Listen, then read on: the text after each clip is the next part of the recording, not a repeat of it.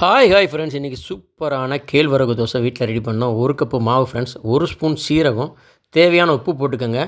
ஒரு அரை வெங்காயம், கொஞ்சமாக கருவேப்பிலை போட்டு நல்லா தண்ணி ஊற்றி தண்ணி பதமாக கரைச்சிக்கணும். தண்ணி கெட்டியாக இருந்துச்சுன்னா அது அடை மாதிரி வந்துடும். நல்லா தோசையை கரைக்கிற மாதிரி நல்லா தண்ணி ஊற்றி கரைச்சிக்கோங்க.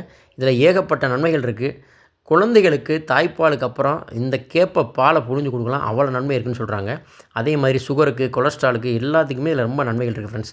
இந்த கேப்பையை பற்றி பேசும்போது எனக்கு எங்கள் ஊர் ஞாபகமும் எங்கள் பாட்டி ஞாபகம் வந்துடும்.